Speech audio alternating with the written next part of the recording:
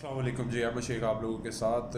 और अगर हम बात करें कुछ टेक्निकल्स, तो एंट्री लेने या एग्ज़िट लेने के पॉइंट से काफ़ी चीज़ें मैटर करती हैं। मैं तो अक्सर अब कहता हूँ, पहले मैं समझता था कि सिर्फ फंडामेंटल्स वर्किंग करते हैं, लेकिन वो लॉन्ग टर्म के लिए होते हैं। इवन लॉन्ग टर्म के लिए भी आप कई चीज़ें जो है ना, ये टेक्निकल्स के पॉइंट से देख सकते हैं, ऑब्जर्व की जा सकती हैं और उनका फ़ायदा होता है। क्योंकि मैं अब काफ़ी चीज़ें उसमें से सीखी हैं, तो अंदाज़ा हो रहा है कि ये टेक्निकल्स मैटर करते हैं। तो इस वजह से मेरा तो आप लोगों को सजेशन ये है कि आप टेक्निकल्स को थोड़ा सा लाजमी सीखें। लास्ट भी 2-3 वीडियोस में मैं कह चुका हूँ। इसके अलावा जो बात करें हम कि आजकल टेक्सटाइल सेक्टर क्यों गिर रहा है और आपका सीमेंट सेक्टर इतना क्यों नहीं अप जा रहा, एक जगह रेंज बाउंड है या डाउन जा रहा है, तो इसकी क्या रीज़न है? तो इसकी रीजंस मैं आप लोगों को बड़ी सिंपल सी बता रहा हूँ कि जो टेक्सटाइल है वो आपका सारा रेवेन्यू आता है जी डॉलर में एक्सपोर्ट है तकरीबन सारी ये टेक्सटाइल जो लिस्टेड कंपनीज हैं हमारी।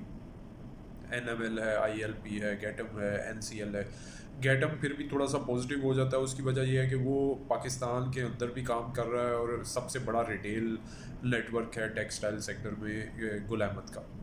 तो इस वजह से उसको फ़र्क ज़रूर पड़ता है डॉलर से, लेकिन इतना ज़्यादा नहीं पड़ता जितना ये बाकी आईएलपी वगैरह, एनसीएल, एनएमएल वगैरह को पड़ता है। तो एक तो ये वजह है टेक्सटाइल सेक्टर के डाउन जाने की। दूसरी वजह ये है जी कि ये क्योंकि डॉलर का मैंने एक वीडियो बनाई थी, उसमें बताया भी था तकरीबन 1 साल के अंदर, ये 8 महीनों के अंदर ये 10% से ज़्यादा गिर चुका है। और अभी उम्मीद भी यही की जा रही है कि ये मज़ीद गिर सकता है, 2-4% मज़ीद गिर सकता है शॉर्ट टर्म में भी। और ओवरऑल भी अब लगता है ऐसे है कि पाकिस्तान की जो करेंसी है वो स्ट्रॉन्ग होती जा रही है। और इसके अलावा जो रीज़न है टेक्सटाइल के डाउन जाने की या इसका ये एकदम से बगैर किसी रीज़न के, वो रीज़न है जी कि जो इनका रॉ मटेरियल है वो उसमें सबसे बड़े जो रॉ मटेरियल में से एक पोर्शन होता है जी यान का, क्योंकि ये वहीं से चीज़ें बनाते हैं। जो यान है उसकी प्राइसेस बहुत ज़्यादा बढ़ गई हैं। ये जो जहाँ पे कोई 14,000 रुपये पर बैग था वो अब 17,000 19,000 रुपये पर बैग भी पहुँच गया है। और ये पिछले 1-1.5 महीने में ये काफ़ी सारा बढ़ा और बढ़ा ही रहा। उसके बाद ये अभी रिसेंटली थोड़ा थोड़ा स्लो होना या डाउन आना शुरू हुआ है। दूसरी रीज़न ये हो गई क्योंकि इनके एक्सपोर्ट के जो रेट्स होते हैं वो सारे फिक्स होते हैं, और अब ये अपने जो एक्सपोर्ट्स के रेट्स हैं उनमें से मार्जिन इनका कम होता जाता है, इनकी प्रॉफिटेबिलिटी में से फ़र्क आता है, क्योंकि वो रिवाइज़ तो कर नहीं सकते, सेल्स के एग्रीमेंट इनके पहले से हुए होते हैं। तीसरी जो रीज़न है इसकी वो ये है कि जो टेक्सटाइल होती है उसके ये 2-3 महीने थोड़े से स्लो होते हैं सीजन्स ऑफ होने की वजह से, क्योंकि जो फॉरेन है ये कंट्रीज़, वहाँ पर मौसम चेंज हो रहा है, सर्दियों से थोड़ी थोड़ी गर्मी वाली साइड पे आ रहे हैं, तो अब ये नई डिमांड आएगी, उनके नए ऑर्डर्स आएंगे जो कि मई से प्रॉपर तेज़ी होगी, या हो सकता है ये अप्रैल के एंड तक जो है इनको नए ऑर्डर्स मिले। तो इस वजह से भी टेक्सटाइल सेक्टर ये इन मंथ में थोड़ा सा स्लो होता है।